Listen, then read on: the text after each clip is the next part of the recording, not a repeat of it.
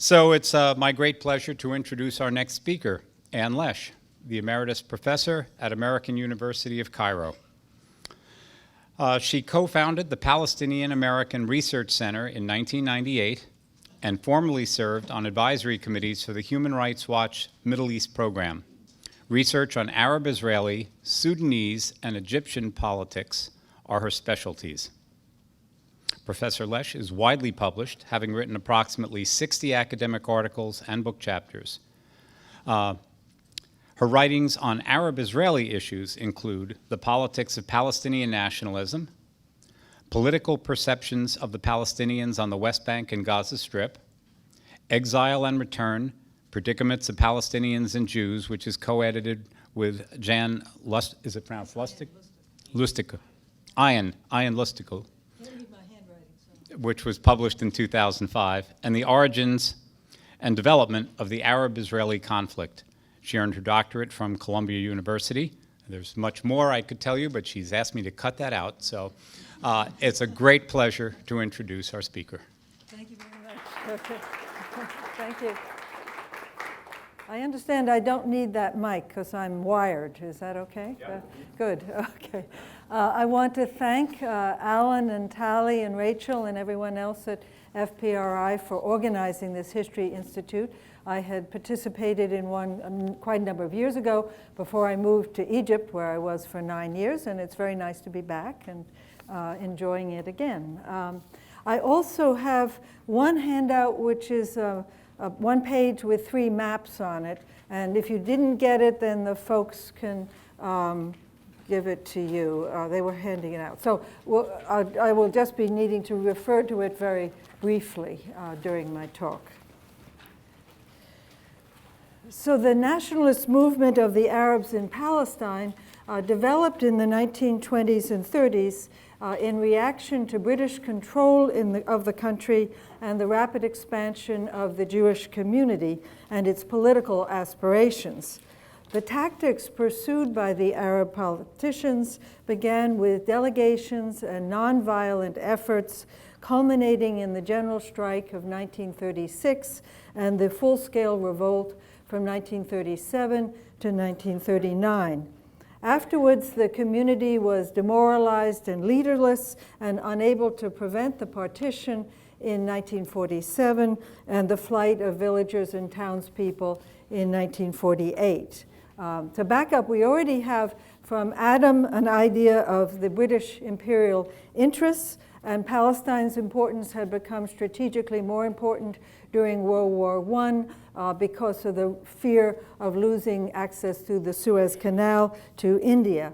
And the British had enlisted the support of the Sharif of Mecca, Hussein, who was chafing under Ottoman rule and participated then in the Arab revolt with the British. The Faisal's forces went up along the Hejaz Railway to the north, and the British forces came up from Egypt through Gaza, reaching Jerusalem in late 1917.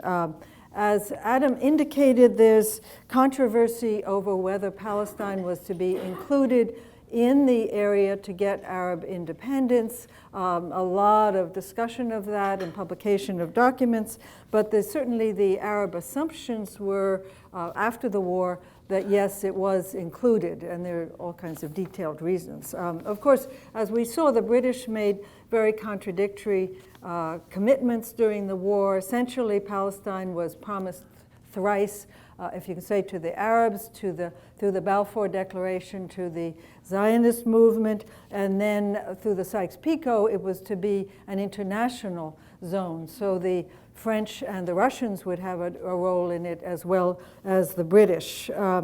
People like the British Foreign Secretary, Lord Balfour, were well aware that the pledges were irreconcilable, but figured that through British rule and power and through making various deals, they would get the solution that was satisfactory to them.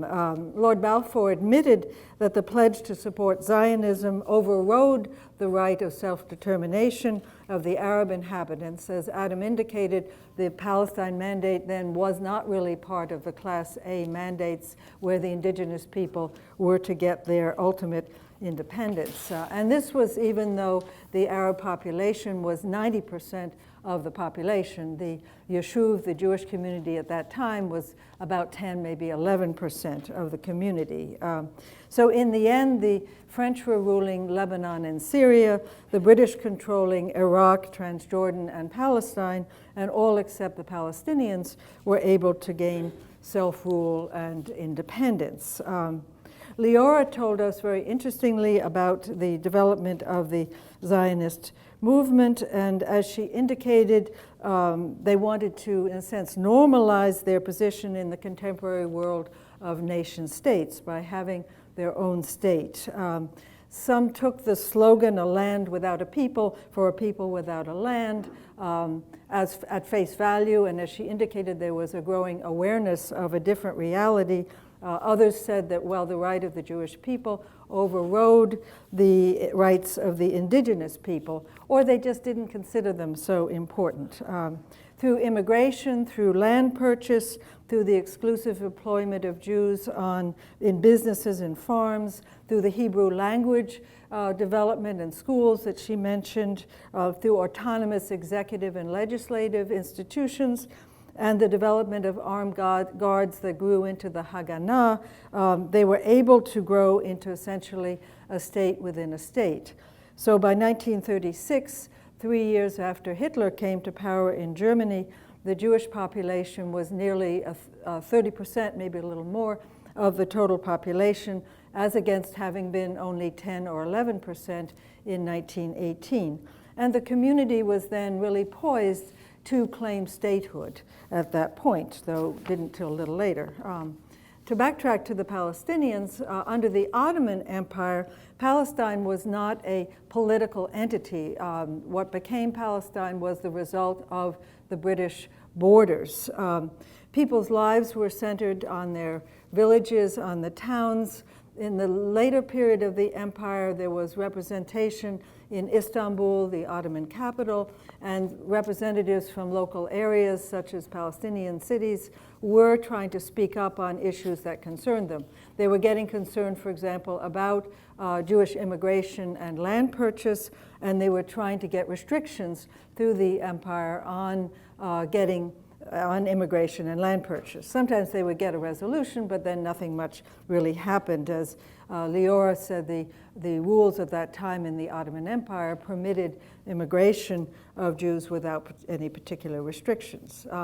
Then when Faisal formed the government in Damascus in 1918, having moved north from Mecca, many politically active Palestinians saw this as a very positive move. Some of them became active in that government, and they hoped that Palestine, as it was starting to be defined, would become part of this state with Damascus as its capital.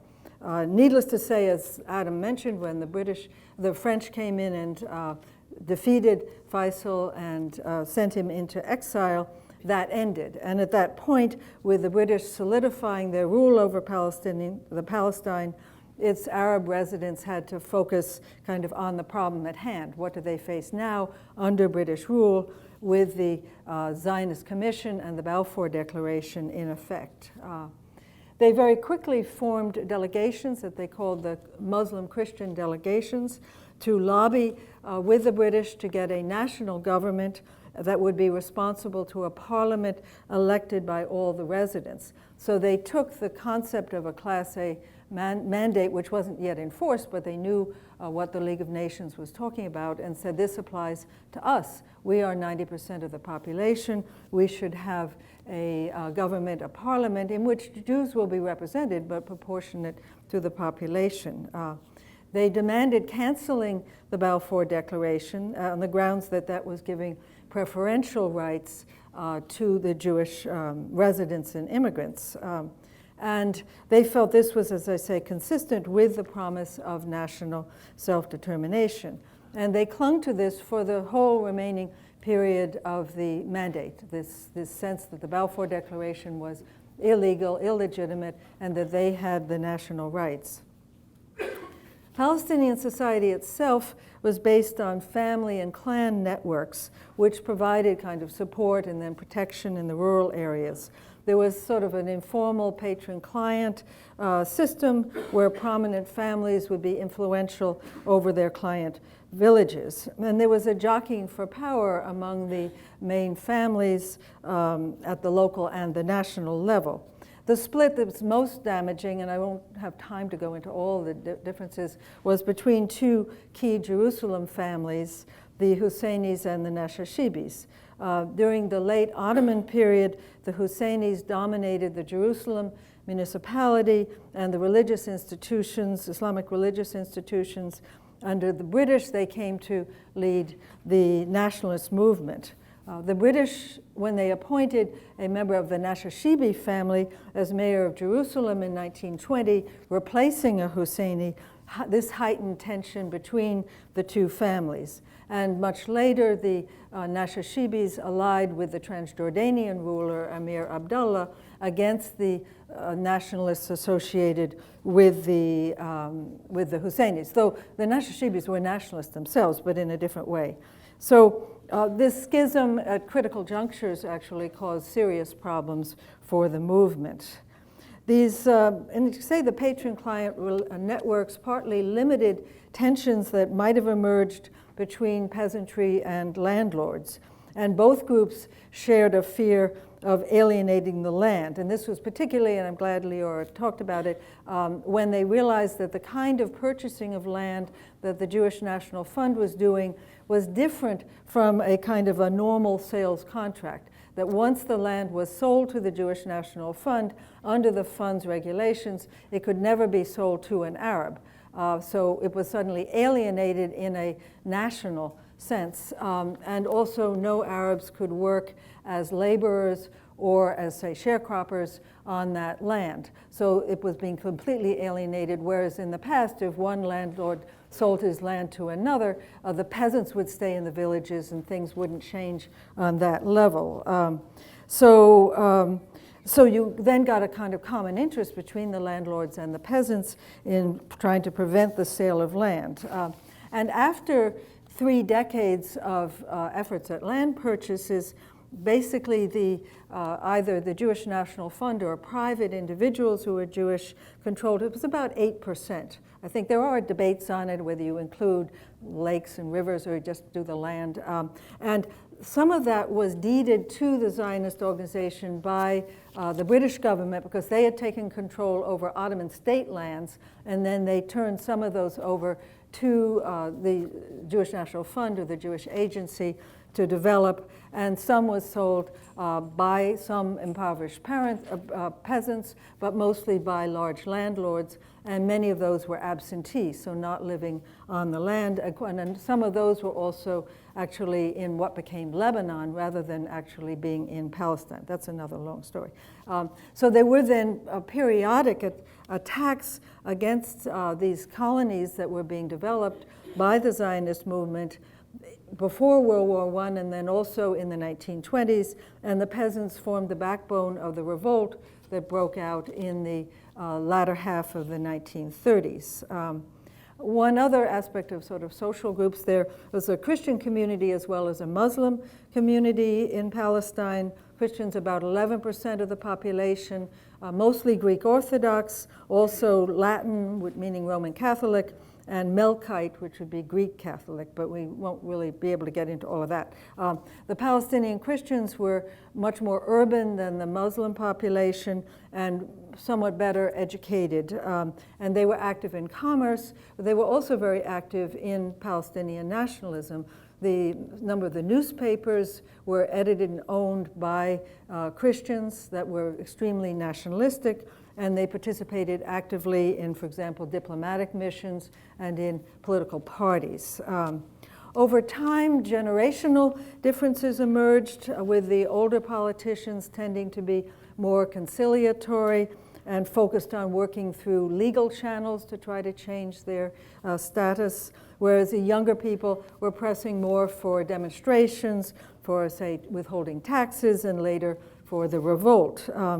And again, cohesion and mobilization kind of varied according to how fearful they were at that moment of the Zionist project. I think the most important obstacles, though, were external and institutional, British policy and the Zionist drive to create a Jewish state.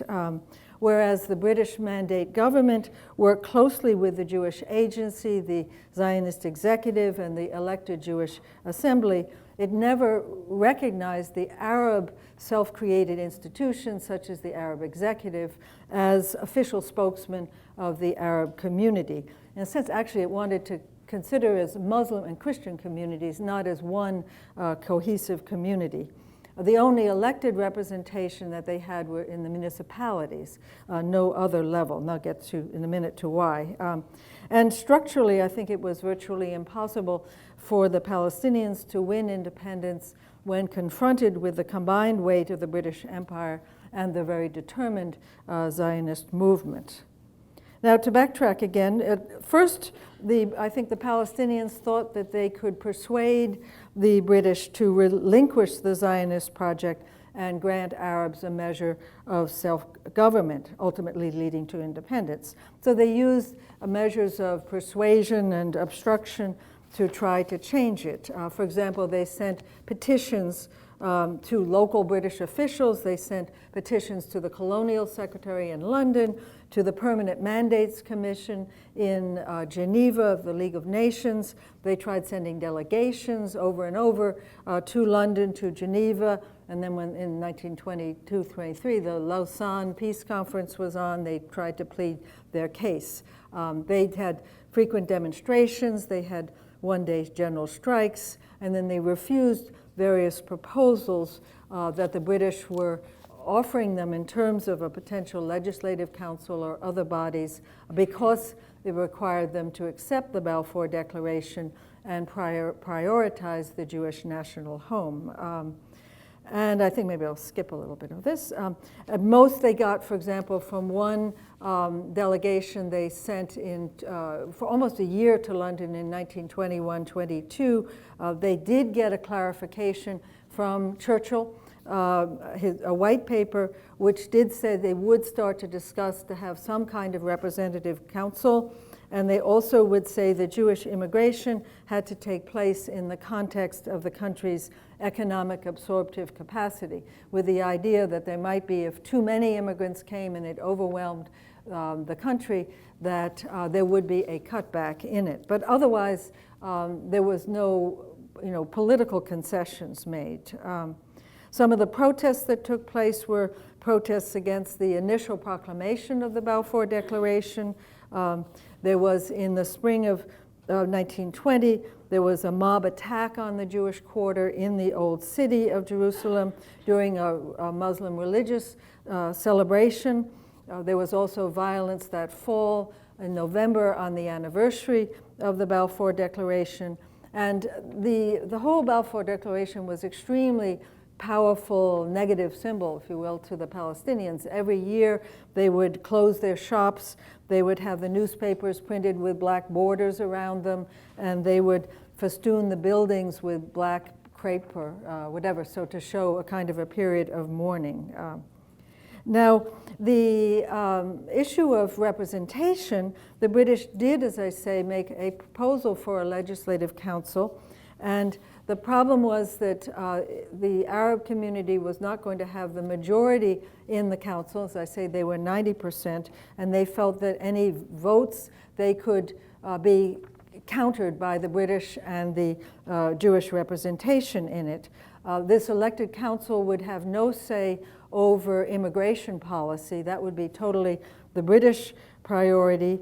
And the British High Commissioner, who was ruling, would have an absolute veto power over any legislation. So from the Arab perspective, it wasn't worthwhile trying to join it.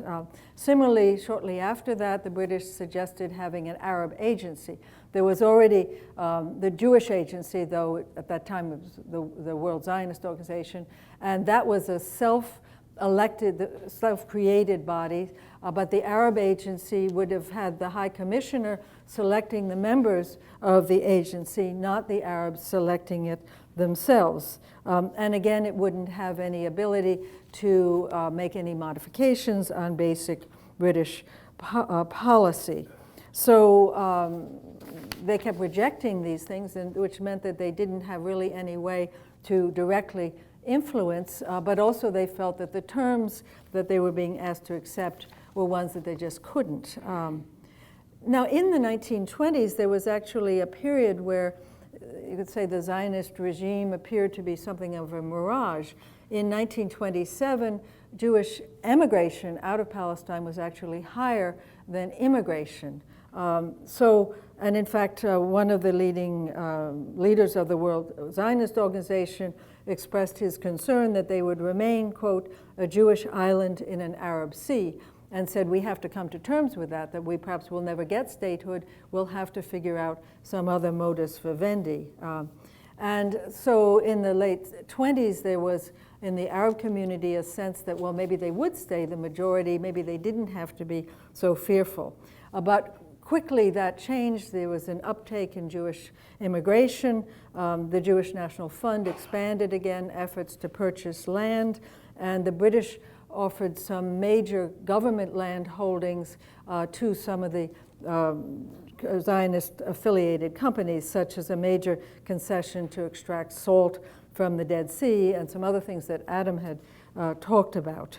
Also at that time, around that time, there was a restructuring of the World Zionist Organization to become the Jewish Agency, which brought in American Jews, many of whom, as I think you kind of said, were not themselves thinking of migrating, were not that concerned about the directly political statehood issue, but were very eager to give support for social and economic projects in their historic homeland, so the sort of virtual Zionists with that.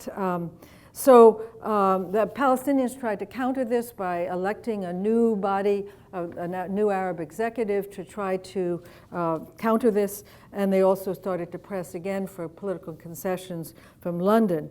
But that effort was aborted by very acute violence that took place in the summer of 1929. That violence had its roots in very long, festering tensions over the Western Wall, sometimes called the Wailing Wall, in Jerusalem, which was legally Muslim property and sacred to both Muslims and Jews, though it was the Jews who were essentially praying at the wall. There were customary rites for Jews to pray at the wall, which was part of the temple that the Romans had destroyed or beside it. But that didn't include, for example, bringing accoutrements for religious service, benches and chairs and things like that. And so there was kind of a tug of war around 1928-29 over bringing screens and chairs, raising the Zionist flag, singing Hatikva, the national anthem, which then very much polarized things. And there was even effort to buy the space in front of the wall. So it exploded that August. And then there were also attacks on other Jewish communities, the very ancient Jewish community in Hebron, for example, where the British police did not protect the Jewish community from a mob, and then the next day evacuated them from the city. So that was later, 1967, became a very powerful concern for Israelis. So the British could see that things were getting very explosive, and they felt they needed to act firmly, but they also realized that the Arab community needed some kind of constitutional or legal means to express its grievances, or else there would always be new outbreaks. And there were not. After 1929, there was a lot of more grassroots mobilization in the Arab community. For example, there were women's congresses, labor congresses, and labor movements, youth movements. Particularly issues of land, of employment, concern about the future were very much part of these debates. The Arabs did send another very high-powered delegation to London in 1930, and they did win from the British a promise to send a special commission that would look at the problems of land and immigration, and also look at the possibility of constitutional changes. The reports that were done basically did indicate that there was displacement of farmers as a result of the Jewish National Fund purchases, and many of these were crowding into urban shanty towns, which then were fomenting more trouble. But there was no real change in the British policy.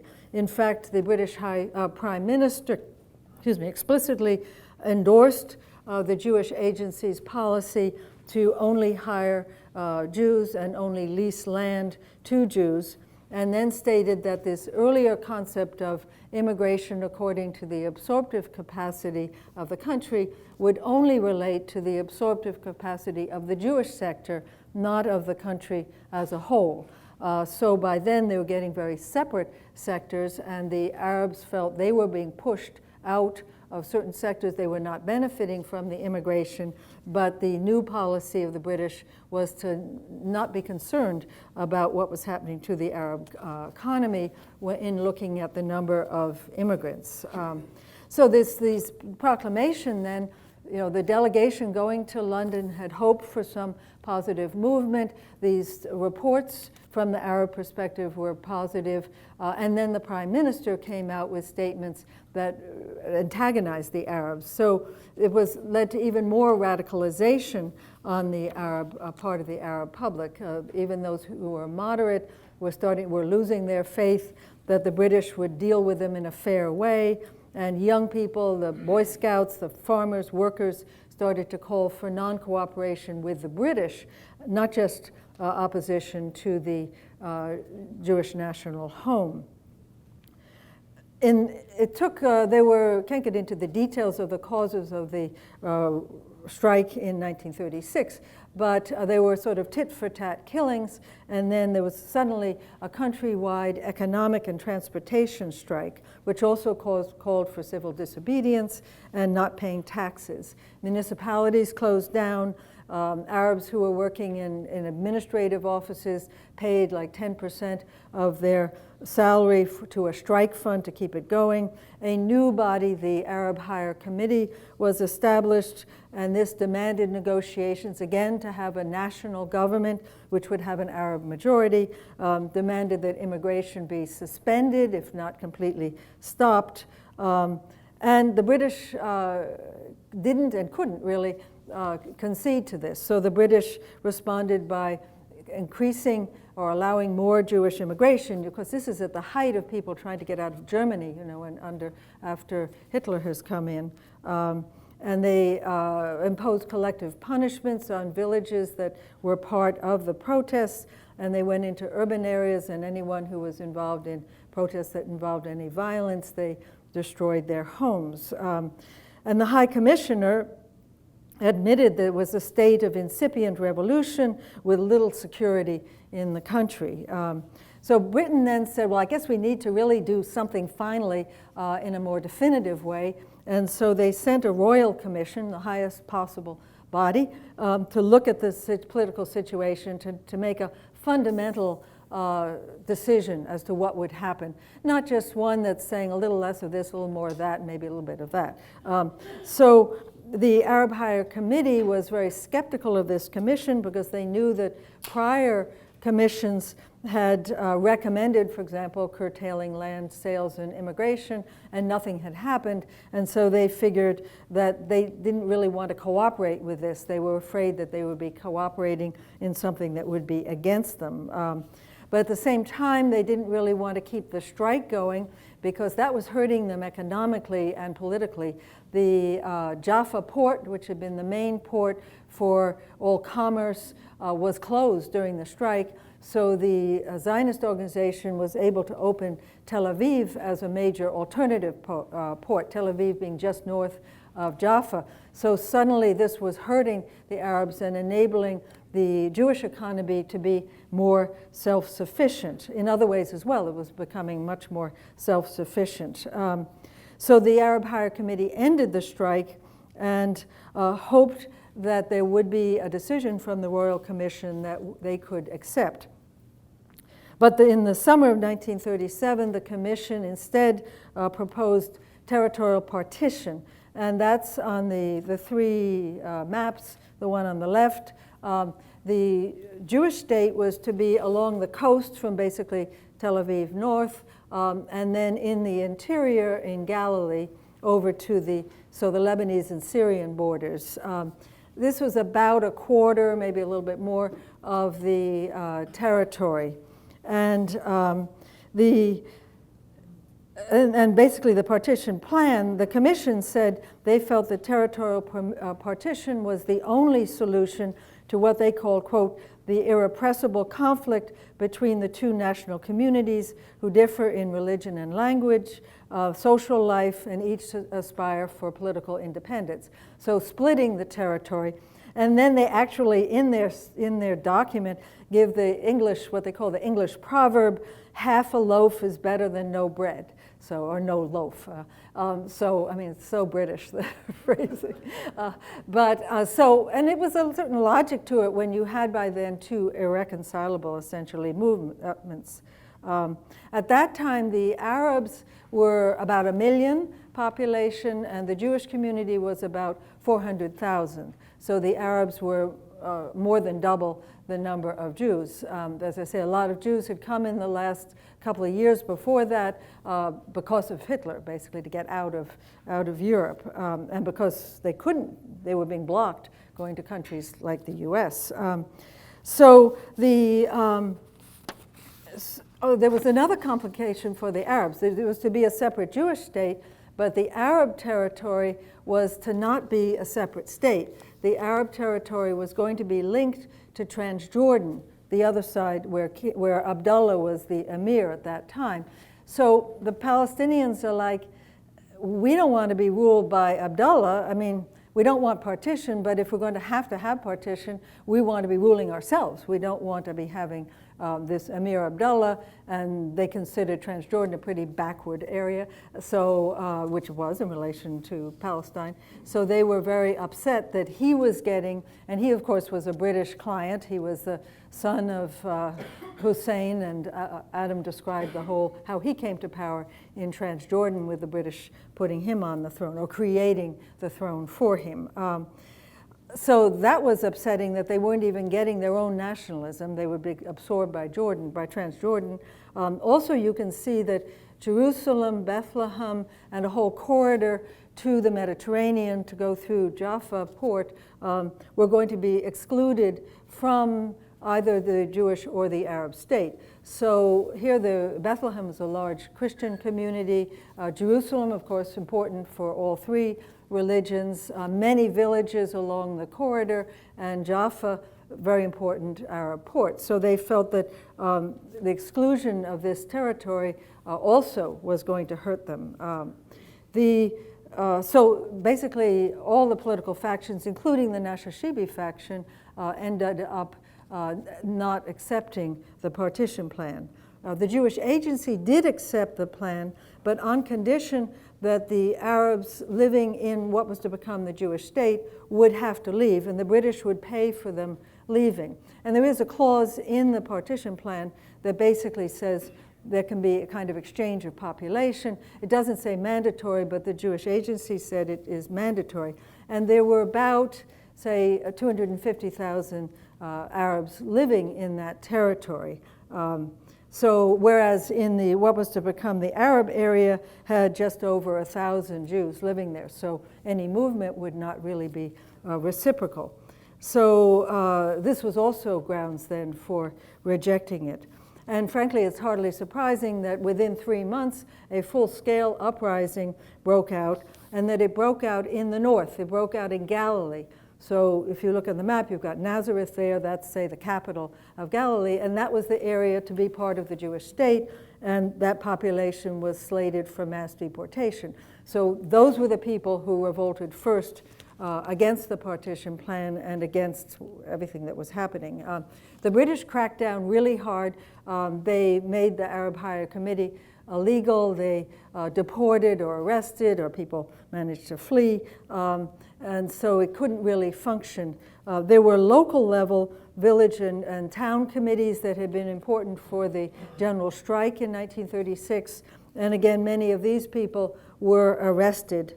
So the revolt that went on for almost 2 years was basically locally organized armed groups in the countryside. Some Arab volunteers coming from other countries as well, who often actually was rather disruptive rather than helpful in this.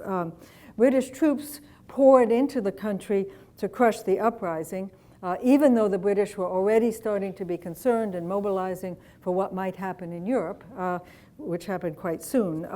And there was some cooperation between the British troops and the Haganah, the Jewish forces, in joint raids on certain Arab villages.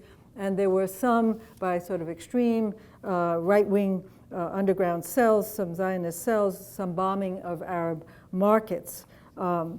This time, the British made yet another set of political concessions. The first in 1937 was saying partition, because that's all we can do to separate these two people.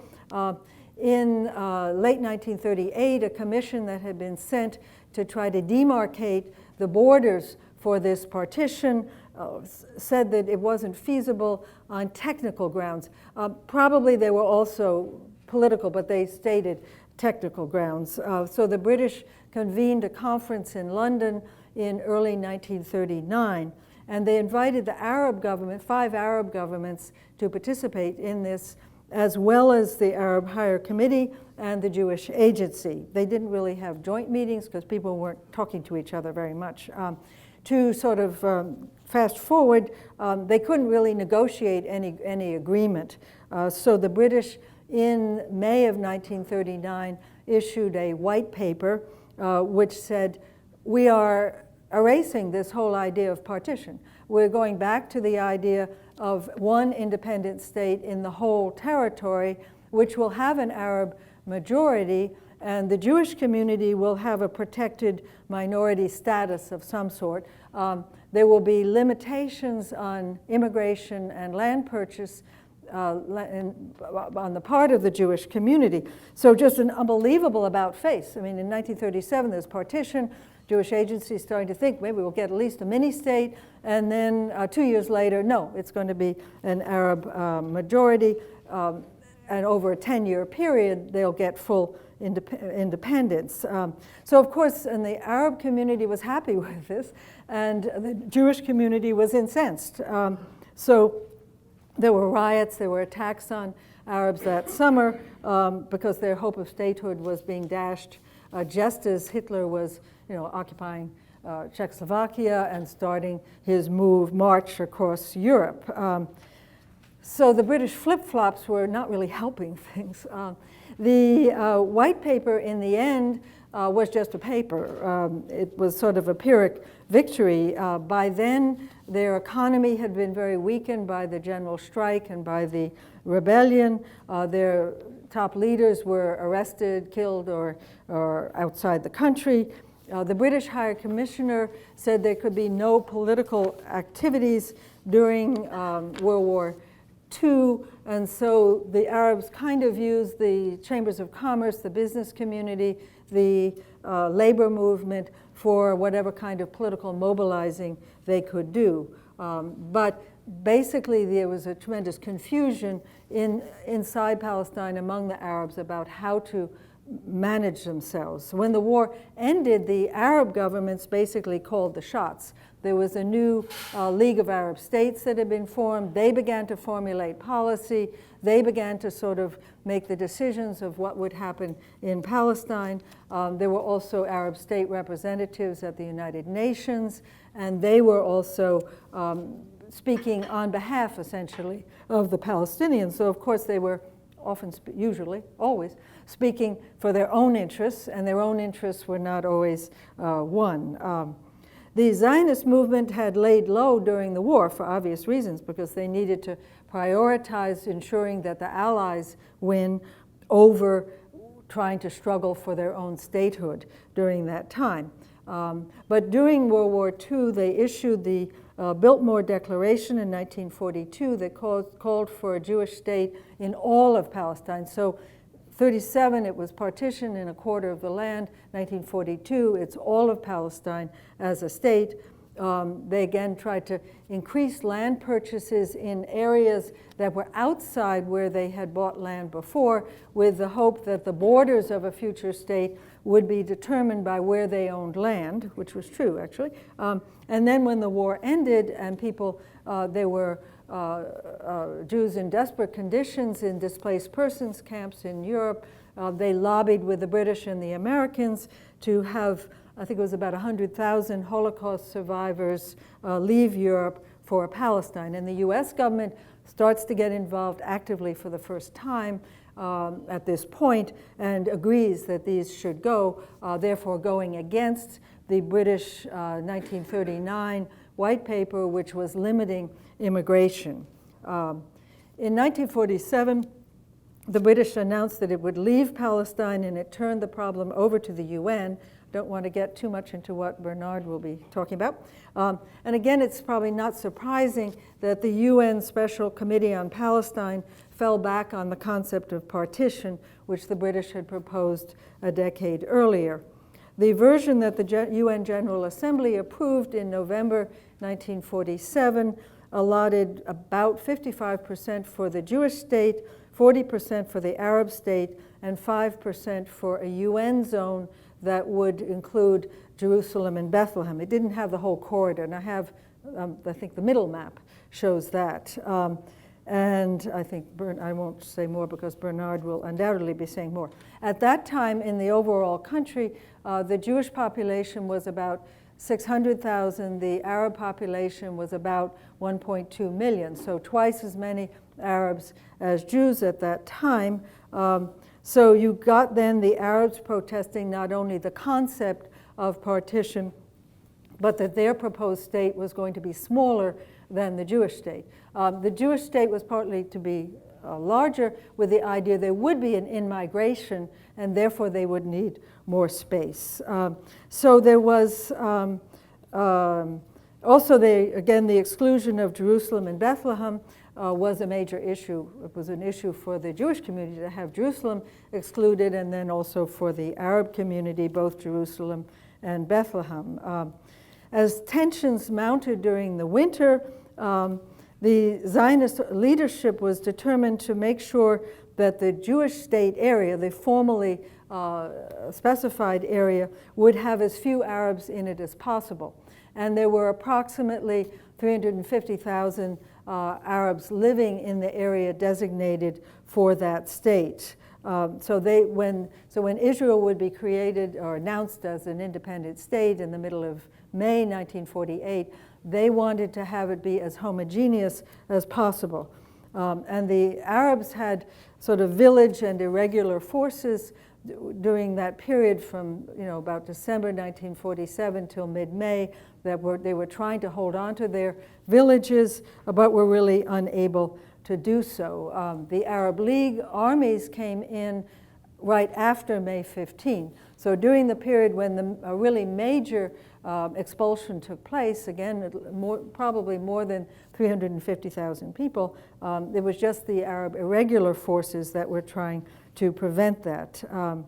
When the Arab regime sent in their forces, then it became an interstate war, and the fighting was most acute in the Jerusalem area between the Jordanian and the Israeli forces for control over Jerusalem, and then also in the northern Negev near Gaza, around in there, where the Egyptian forces were in place. And Gamal Abdel Nasser, who later became famous in Egypt, he was one of the commanders there.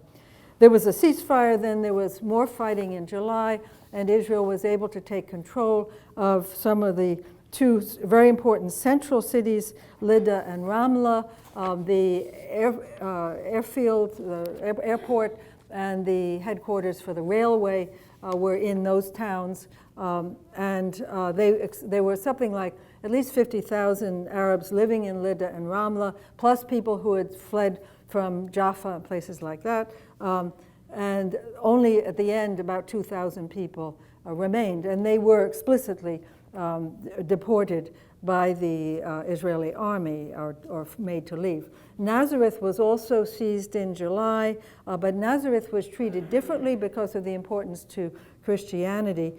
So that population of the city was not deported, though there was a good bit of expulsion from the villages.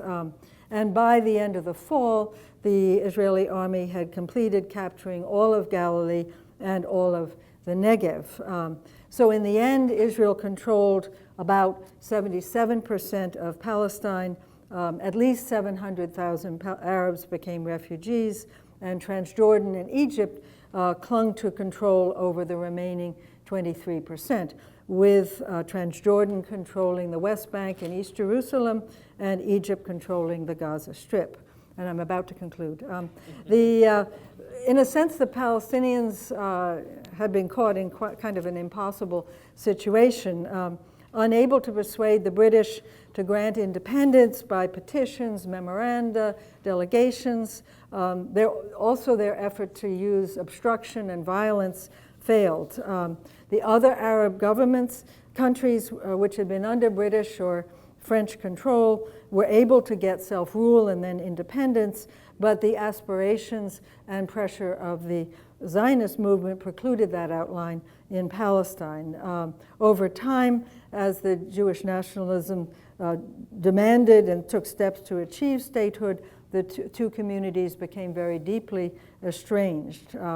In a sense, two nations claiming the same territory are going to either have to both compromise their goals or they're going to clash head on. So maybe I'm being like Jabotinsky.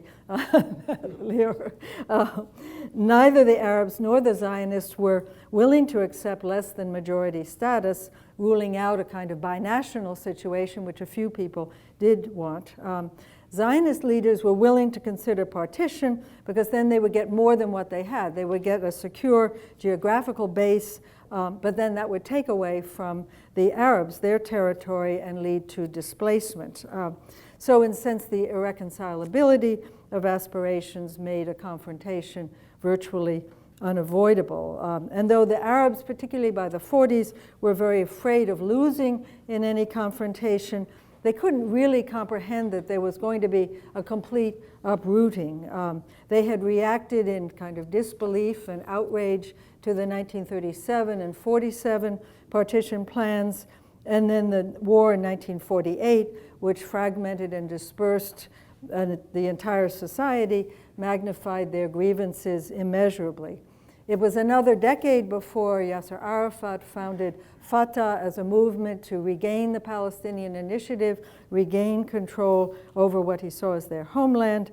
And it was about 15 years from 1948 before the Arab League created the Palestine Liberation Organization as a body to represent the Palestinians. In a sense, that shows the degree of shock that they were in after the war, that it took them that long to regroup. And that by then, by the 60s, what had been a localized confrontation between the Arab and Jewish communities had been transformed into a confrontation with worldwide ramifications. So I'll end on that point. Okay. Am I okay? We just wanted to have time for questions. Yeah, I know, I didn't. We weren't trying to. Okay, yeah. Okay, time for, by the way, I have a text, and I think we're supposed to hand in texts or something. So you didn't need to take notes. Because all of the PowerPoints and text and so forth will be posted at FPRI's website. And it has footnotes and references and things like that. Also, just on references, I was asked to limit my suggested readings to 5, I think, and I guess you got those. But I actually also have a much longer list of possible readings, a kind of an annotated list. So if people give me their emails, I can send them to people. So, okay. Questions? Mm-hmm. Hi, Nathan Johnson, Minneapolis, Minnesota. This is a nice overview of political, diplomatic, economic circumstances that give rise to Palestinian nationalism. I'm curious whether you could say anything about particularly ideological roots to it, if there are European concepts of nationalism or anything connected with Muslim identity, anything like that that plays into the birth of this movement eventually? In a way, you can say that it was a movement that was force of circumstances initially. Palestine was created as a certain territory. The British made certain promises. What were the Arabs going to do? And they had to create themselves as a nation from that. But there already was in the Arab world a growing sense of a modern national concept. There already had been tensions with the Ottoman Empire in the late Ottoman period, particularly in the early, about 1907 or so, when the Young Turks come to power and they start to redefine the Ottoman Empire as a Turkish empire as against the Arabs.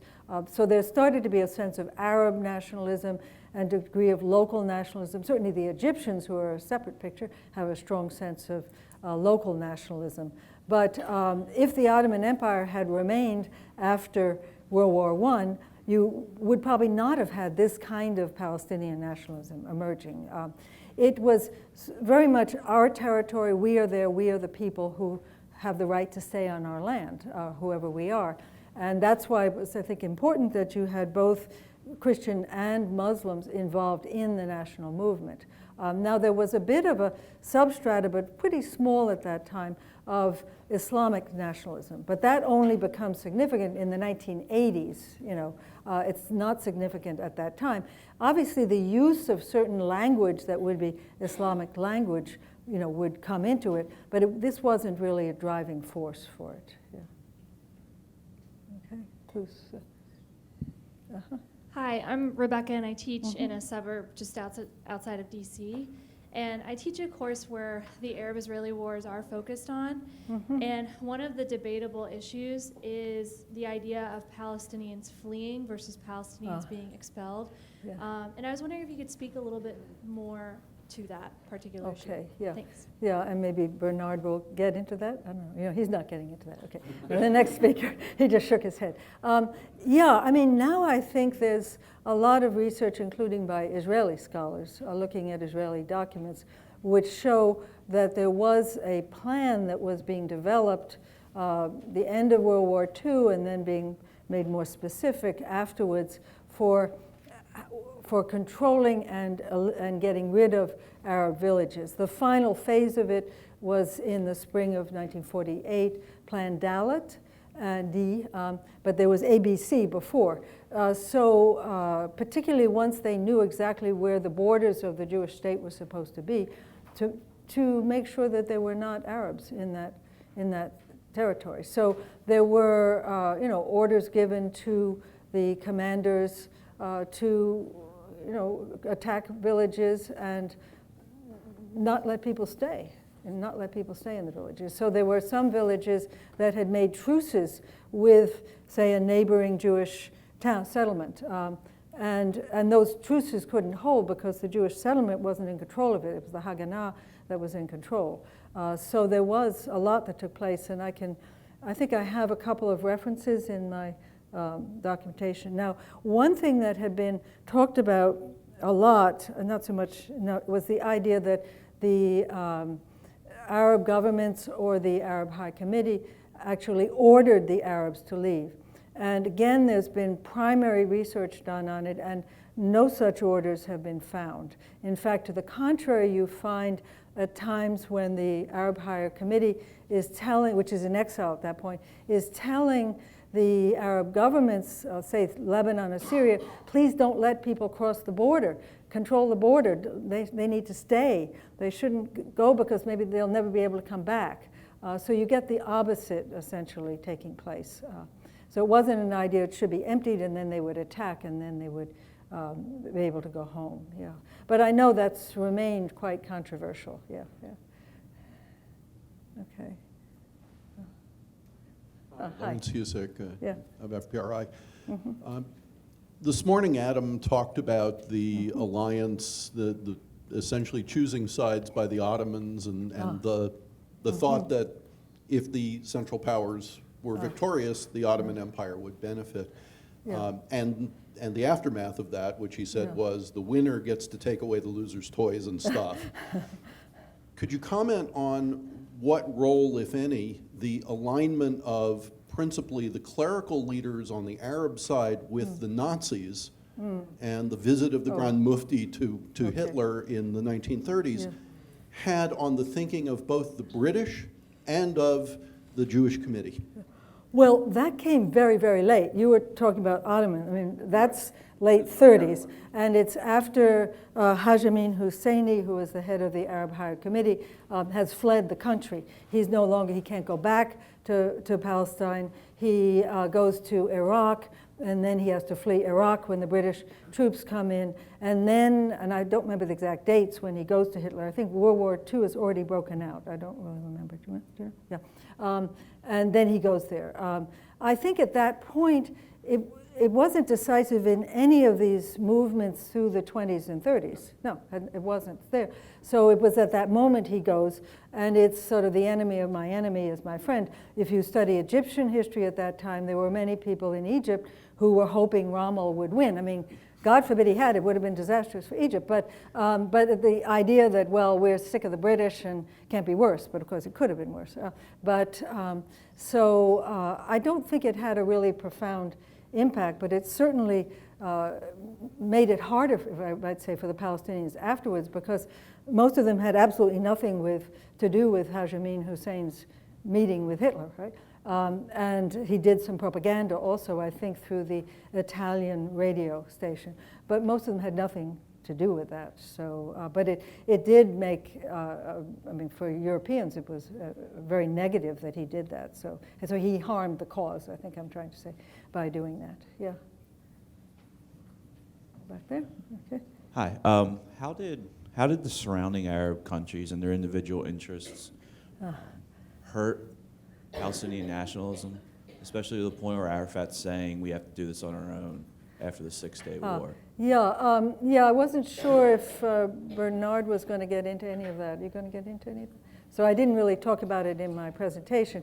But you had, I mean, for example, Transjordan, just directly to the east. Obviously, Emir Abdullah really wanted to control the West Bank and that territory, and he thought he was going to get it in 37, and it didn't work out. And he wanted Jerusalem, the holy places. You know, his family were buried there in Jerusalem, and so there was a symbolism there, and it would increase his power. He had this rotten little desert territory. I mean, it looks big on the map that Adam gave us, but it's not very, profitable land. So he was going to benefit tremendously. And the other Arab governments were very worried about this. So when they decided that they would come in mid-May 1948, like they wanted to block him from getting too much.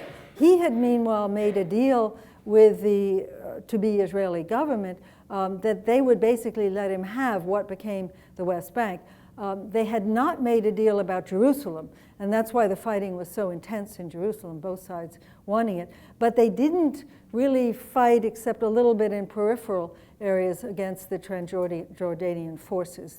And even when Ramla and Lydda were taken, which were technically to be under the Transjordanian umbrella, he didn't have any troops in those cities. So, and Palestinians, of course, furious at the emir for not, in fact, defending those cities. He was essentially giving them up. So like the Syrians coming in were wanting to sort of checkmate him as much as anything else. And particularly the Egyptians, who had a lot of questions about going in and fighting. They didn't feel ready for it. They were in a lot of difficulties at that time. They wanted to go in to limit what Emir Abdullah would get. And of course there was no coordinated warfare, and communications were very difficult, and the Israelis had better intelligence. I mean, Nasser's written about how they basically went into battle not having any idea what kind of forces they were going to be up against, how the Israeli troops were laid out, or anything like that. And later, when he became ruler, he established a much more efficient intelligence service, so that wouldn't happen supposedly again. So there were many rivalries. Also, because Egypt had a monarchy, so you had the rivalry between Jordanian and the Egyptian monarchy going in as well. So it was not a coherent group then trying to sort of help the Palestinians there. Yeah, that's kind of brief, but yeah. Okay, who decides? So I know there was a strong argument for the Zionists in the 1920s and 1930s was, we've made the desert bloom, we've modernized, we've built cities. Yeah. Was there talk in the Palestinian circles about, we need to industrialize, we need to build cities to compete? They already had cities. They were there already. And about a half of the orange groves on the coastal area between Jaffa, Tel Aviv, and Haifa were owned by Palestinians. So yes, they were developing their commerce. They didn't have as much industrial know-how or funds for that. But yeah, they were aware that they needed to do that, yeah. So, but they didn't really make the desert bloom. But anyway, that's another matter. Okay, who's in charge? Yeah. I'm wondering, I've heard the argument made before that a uniquely Palestinian identity developed primarily either in exile or after the Arab-Israeli wars, and that before that time, identity was either broadly Arab or familial. From what you're saying, it sounds like there is more of a Palestinian people that was there. Do you see them as a people or as a group? Yeah. I think it was an identity that grew very rapidly under the British rule because of force of circumstances. As I say, if they had not faced with the Zionist movement and if they had been faced with what the British offered to Transjordan and Iraq, they would have developed as a sense of being Palestinian and having our country, but it wouldn't have had the intensity they had before. Of course, once they were in exile, then it took a different form. Then it's kind of a mirror image, if you will, of the Jewish wanting to go home. But in their case, they were often refugee camps that were right next door to Israel, and they could see their homes practically. So it took you have now a mixture of Palestinians, those who remained inside Israel, of whom there were about 150,000 at the time in 48, mostly in sort of the Nazareth area, some in Haifa area. And they then had to come to terms with being a minority in a Jewish state. You had those who were on the West Bank and Gaza who could hold strongly to being Palestinian, except the Jordanians didn't like the word Palestine. And then you had those who were in refugee camps outside who had a different basis for it. And then those who moved further afield. But a sense of being Palestinian remained extremely strong, but took a slightly different form than when you're on the land, obviously. Yeah. Alan, you want to say? Yeah. In response to the question about expulsions, you referred to plans on the part of the Israelis. And I guess Benny Morris was the one Israeli historian who probably did more than anybody else to kind of explore the degree to which Arabs were expelled in the midst of the 1948 war. But the conclusion of his book on the 1948 war was basically that if the Arabs hadn't invaded Israel, and if the Palestinian Arabs living in Palestine hadn't started, in effect, a civil war at the outset of the 1947 UN resolution, there would have been no expulsions. Yeah. I think Benny Morris has been superseded by later research. He did his research, I think, in the early 80s, and now there's much more Israeli documentation coming out now, which does show that Ben-Gurion and the Haganah leadership had a much more explicit plan. I mean, he's good on the details of what happened in individual villages. And he does say, yes, here there was expulsion, and here people panicked and fled. I mean, as a micro history, I think Benny Morris is quite good. But he didn't have access to the central documents that showed that the political leadership was developing a plan. And he also Are you saying that if there were no war, there still would have been expulsions? I think that, well, as I say, 380,000 or something, more than half of the people ultimately fled, were during the period from December 47 to May 48. And that was the period of this plan. Yeah. So that was the period to make sure that the area of the Jewish state was going to be virtually entirely Jewish. As in 37, they had said the British would have to have all the Arabs leave from what was to be the area. What happened afterwards in the summer and fall, there you have interstate conflicts, so there it does change, but already half of it, so yeah, had happened, yeah. One last question. I'm loud. Okay, sure, yeah, I can hear you. I'm loud. I don't need a microphone. No, we do need you on the microphone. Oh, they need it, okay, for the recording, yeah. Oh, sorry. Oh, you can. Dr. Lesch, I had thought of this question. My name is John Larkins from Richmond, Virginia. Okay. I had thought of this question based on a previous question, and this may not be in your area where you may not be really related to your talk today, but do you have any idea when the resistance, the sort of Arab resistance to Israel began to adopt the language of sort of the anti-Semitic language of the far right in Europe, that began to, use similar stories, the propaganda about the Jewish people that Hitler and the Nazis really tried to do? Was that much later? Yeah, I don't really know, because the Arab-Jewish relations in the Ottoman Empire and in Morocco and places like that, you had the Dhimmi community, you had a minority status, but you didn't have the religious anti-Semitism, I'm mixing the terms, sorry, the anti-Judaism that you had in Europe. So you had respect for Jews and Christians as people of the book, their right to be there, but in a contained minority status.